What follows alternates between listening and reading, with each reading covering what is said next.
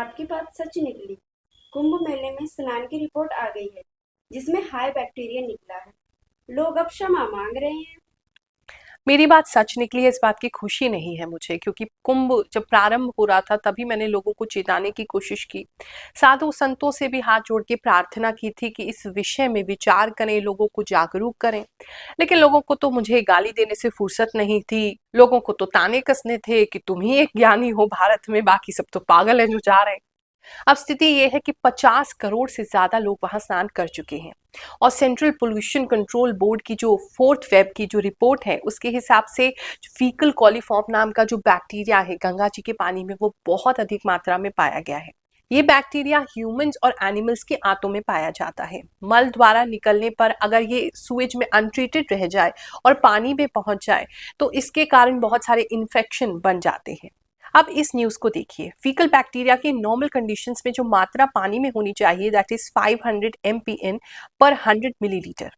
Maximum limit इसे 2500 MPN पर 100 millilitre दी गई है। 4 फरवरी को CPCB की जो रिपोर्ट है, उसके हिसाब से शास्त्री ब्रिज से पहले 11,000 MPN बाई 100 मिलीलीटर और संगम पर यह मात्रा 7,900 बाई 100 मिलीलीटर थी। अब मैं आपसे पूछना चाहती हूँ कि अगर ये पैंडेमिक फैल गया, 50 करोड़ लोग बीमार पड़ गए, तो क्या ये केवल सरकार की जिम्मेदारी है या हमारे जो ज्ञानी महाज्ञानी हैं भारत के, उनकी भी कोई जिम्मेदारी बनती है? और बड़े मजे की बात है, मुझे धर्म संसद का आमंत्रण मिला था। वो सबको जरूरी लगता है, लेकिन हमारी नदियों को साफ रखना, पॉल्यूशन के बारे में बात करना, ये किसी को जरूरी नहीं लगता है।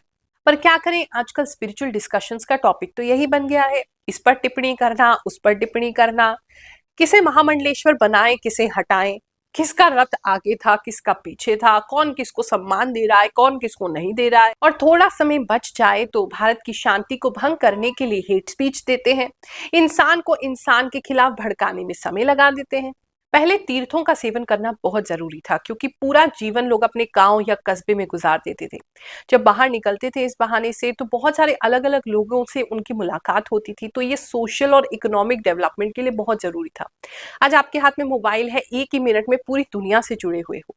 उस समय अच्छा पॉपुलेशन भी इतनी ज्यादा नहीं थी कि हम इन्वायरमेंट को हार्म कर सकें। But now with such huge population, the situation is very alarming. We must keep our rivers clean.